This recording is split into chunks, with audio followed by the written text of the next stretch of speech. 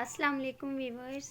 मैं आज आपको बताऊंगी कि नाप कैसे लेते हैं। किसी भी जिसामत से नाप लेने का आसान और परफेक्ट सही तरीका जो है ना, वो आपके लिबास को बहुत अच्छा और दीदा ज़ेब बना सकता है। क्योंकि किसी भी लिबास की सिलाई का इन्हसार उसकी कटाई पर होता है, और कटाई का इन्हसार नाप पर होता है। जो नाप हमारे पास होता है, जिसके मुताबिक हमने कपड़े की कटिंग करनी होती है। सबसे पहले मैं आपको बताती चलूँ कि किसी भी जिसामत के लिए उसकी जो शेप है, उसकी बनावट है, उसको मद्देनज़र रखना बहुत ज़रूरी है। नाप लेने के दो तरीके हैं। एक, हम जिसामत से डायरेक्ट लेते हैं, किसी भी जिस्म का हम नाप डायरेक्ट इंचेस टेप से लेते हैं या कपड़े के थ्रू लेते हैं। कपड़े से नाप लेना भी मैं आपको बताऊंगी, लेकिन अगर आपके पास कोई क्लाइंट, कोई कस्टमर या कोई जो अपने कपड़े सिलवाने आते हैं, उसका आपने डायरेक्ट नाप लेना है उसके जिस्म से, तो वो किस तरीके से लेना है और कहाँ कहाँ से लेना है, ये मैं आपको आज बताऊंगी। और उसको क्या कहते हैं, किस हिस्से के नाप को क्या कहते हैं, ये मैं आपको बताऊंगी। क्योंकि आगे आगे जैसे जैसे मैं वीडियो अपलोड करूंगी, उसमें फिर मैं उस हिस्से को उसी नाम से पुकारूंगी। अगर आप ये वीडियो देखकर इस चीज़ को ज़हन नशीन कर लेते हैं या इसके बारे में आप जान लेते हैं, तो आगे की वीडियोज़ में आपके लिए बहुत आसानी हो जाएगी। आप ये देखिए कि कुदरती तौर पे हमारा जो जिस्म है वो कहीं भी नोकदार नहीं होता। इस तरह के कर्व्स होते हैं, इस तरह के कर्व्स होते हैं जिसको हमने सिलाई में मेंशन करना होता है। सिलाई के लिए, नाप लेने के लिए सबसे पहले हम तीरे का नाप लेते हैं। और अगर आप कभी अपने शोल्डर्स को ऐसे टटोल के देखें, तो यहाँ पे एक छोटी सी उभरी हुई हड्डी होती है। इन दो हड्डियों के दरमियान हम बैक साइड से, यानी गर्दन की के पिछले हिस्से से इंची टेप एक तरफ से रख के दूसरी तरफ लेके आते हैं और यहाँ तक का नाप मेजर करते हैं। इसको तीरा या क्रॉस बैक कहते हैं। इस हिस्से के नाप को तीरा या क्रॉस बैक कहते हैं।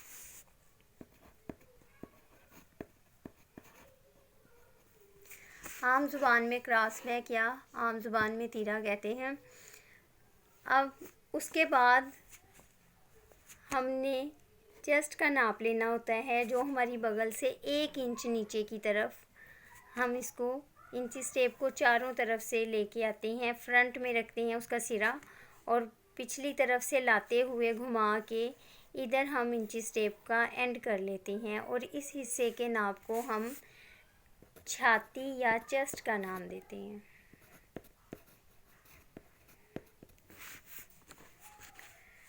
उसके बाद हमारे पास कमर का नाप आ जाता है।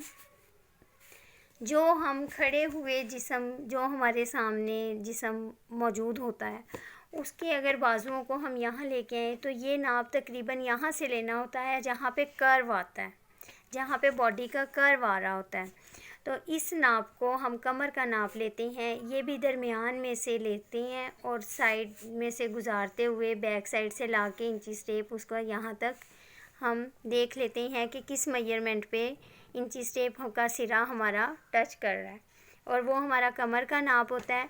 खड़े हुए जिसामत में आप ये देखते हैं कि जब बाजू ऐसे लटके हुए होते हैं, तो जहाँ पे कोहनी आ रही होती है, एल्बो आती है हमारे साइड्स में, बॉडी के साइड्स में लगती है, वहाँ से तकरीबन कमर का नाप हम लेते हैं। या अगर बहुत अच्छी जिसामत की कुछ बच्चे बच्चियाँ होती हैं, उसमें हमें देखने से ही अंदाज़ा हो जाता है कि कमर का कर्व कहाँ पे फील हो रहा है, तो उसको हम कमर का नाप कहते हैं, कमर या वेस्ट कहते हैं।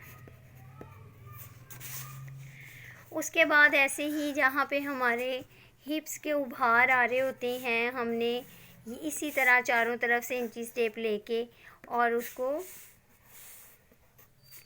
और यहाँ पे अगर हम बाजू को स्ट्रेट करते हैं, तो हमारे क्लाइंट की जहाँ पे कलाई आ रही होती है, वो तकरीबन जो है वो हिप का नाप बनता है। इसको कूल्हे या हिप का नाप भी कहते हैं।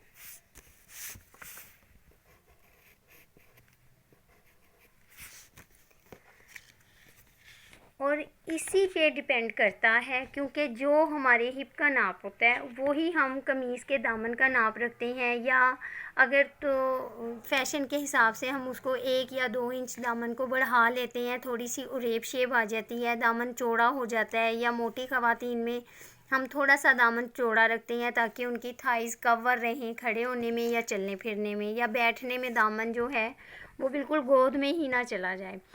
और इसकी लंबाई शर्ट की हम फैशन के मुताबिक रखते हैं, और ये जो आपने लंबाई का तयन करना है उसमें इस चीज़ का कोई फ़र्क नहीं आता। ये नहीं है कि छोटी कमीज़ है तो हम उसके चाक उतने ही रख देंगे तो हमारे यहाँ से जो सिलाई है वो कम हो जाएगी। नहीं, हमने ऊपर वाली शर्ट का नाप एज़ इट इज़ ऐसा ही लेना है और ऐसे ही तैयार करना है। बाकी अगर लेंथ शर्ट की शॉर्ट है तो उसके चाक इतने बनेंगे, अगर लेंथ लंबी है तो इतने बन जाएंगे। ये डिपेंड करता है कि आपने कितनी लेंथ रखनी है अपनी शर्ट की। अब हमारे पास जो नाप आता है उससे हम कटिंग के लिए जो तैयार करते हैं स्केच, उसमें मैं आपको बताती हूँ कि फ़र्ज़ करें कि हमारे पास तीरा जो आया है वो 14 आया है, तो इसका हम हाफ़ लेते हैं, क्रॉस बैक अगर हमारे पास 14 इंच आया है तो हम इसको हाफ़ लेके चलते हैं। हाफ़ में ये हमारे पास 7 इंच आ जाता है। अगर हमारे पास चेस्ट की 40 है तो इसका हम 1/4 लेते हैं और ये हमारे पास 10 आ जाता है।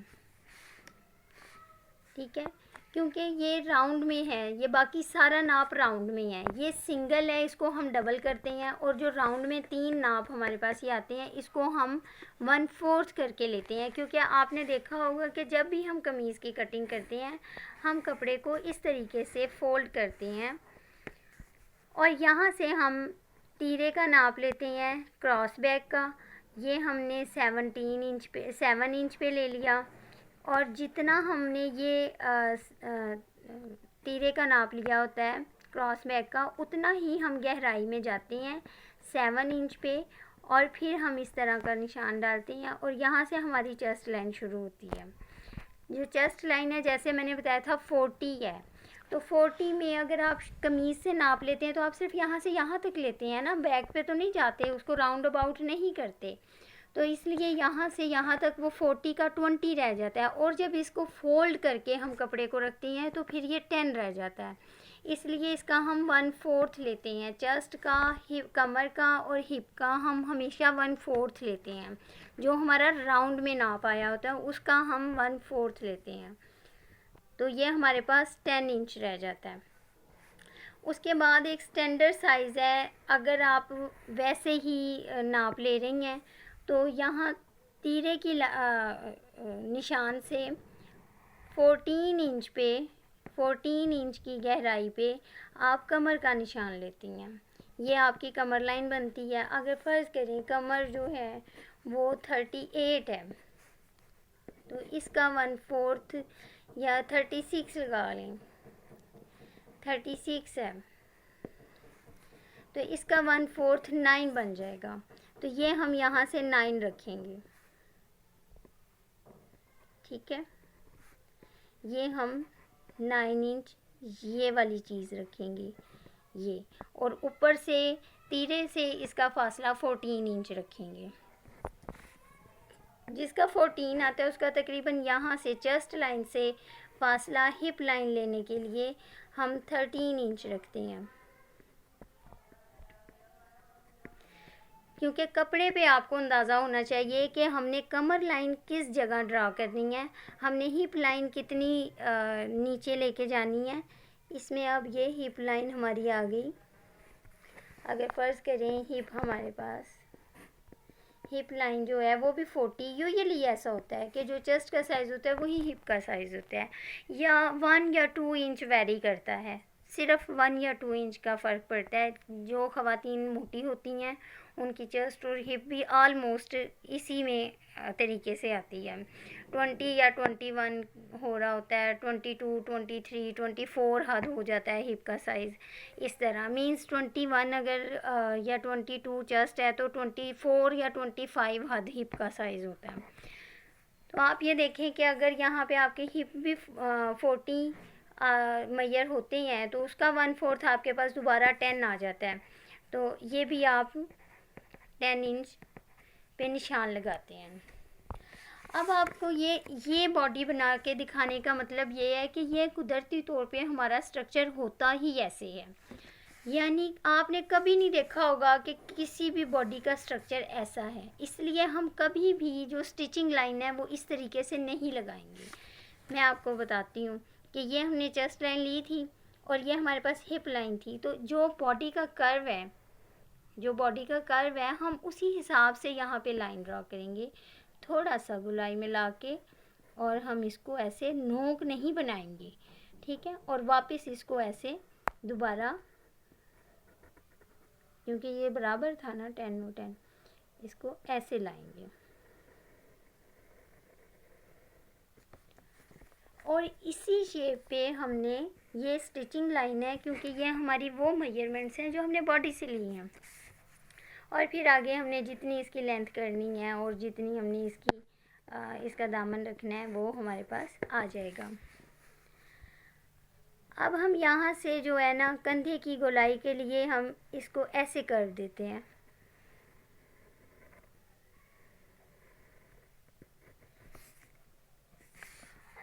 और फिर सिर्फ फ्रंट के 2 पीस उठाकर थोड़ी सी गहराई करते हैं और पिछलों को नहीं छेड़ते, पिछला ऐसे ही रहता है। जब हम कटिंग करते हैं तो उसमें हम, जैसे मैंने आपको इन कर्व्स का बताया, ऐसे ही हमारे जो शोल्डर्स होते हैं जब वो कंधे की तरफ लाइन जा रही होती है तो वो थोड़ी सी स्लांटिंग होती है, तिरछी गिरती हुई। और ये गर्दन का जो उठाव है यहाँ पे, इसको हम मैनेज करने के लिए हम अपने नेक लाइन की, जितनी भी हमने नेक लाइन की चौड़ाई रखनी होती है, उससे, जैसे फ़र्ज़ करें 6 है तो ये नेक लाइन हम छोड़ते हैं नेक लाइन का, और ये नेक लाइन से इधर की तरफ हम 1/2 इंच पे स्लांटिंग लाइन ड्रा कर देते हैं और हमारी कटिंग भी यहाँ से ही होती है। कंधे की कटिंग भी यहाँ से होती है और ये जो कंधा होता है इसको हम आर्म होल कहते हैं, इसको हम आर्म होल कहते हैं। अब यहाँ से कंधा, ये आर्म होल देने के बाद हम इसको थोड़ा सा आगे निकालेंगे और हम यहाँ पे इसका कटिंग मार्जिन रखेंगे। इस लाइन पे कटिंग नहीं करनी, कटिंग सिर्फ हमारी यहाँ से यहाँ पे तो होगी, लेकिन यहाँ से क्योंकि यह हमारा नाप वाला हिस्सा है इसलिए हम कमीज़ को इस तरफ से कटिंग मार्जिन छोड़ते हुए 1.5 इंच या 2 इंच छोड़ते हुए हम यहाँ से जो है कटिंग का निशान लगाएंगे और हम अपनी सीज़र यहाँ पे यूज़ करेंगे और हम इसको यहाँ से कट ऑफ कर लेंगे। ये सिंपल कटिंग की शर्ट की कटिंग मैंने आपको बताई है और ये बहुत इजी है। इस तरीके से आप जब नाप लेके कटिंग करेंगी या आपके पास शर्ट पे से नाप है तो जो नाप आप ऐसे सीधा इंची टेप यहाँ से लेके यहाँ तक रख रहे हैं तो जो 1/4 मैंने आपको बताया है वो डबल हो जाएगा। सिंपल जैसे यहाँ से यहाँ नाप लेने में हमने इसको डबल किया था, इसको हाफ़ किया था, तो ये वाला जो है ना ये भी हाफ़ हो जाएगा, 1/4 की जगह हाफ़ हो जाएगा। और अगर आप बॉडी पे से नाप लेते हैं तो राउंड अबाउट आएगा, इसलिए ये 1/4 हो जाएंगे सारे नाप। ये वाले 3 नाप जो हैं ये 1/4 हो जाएंगे।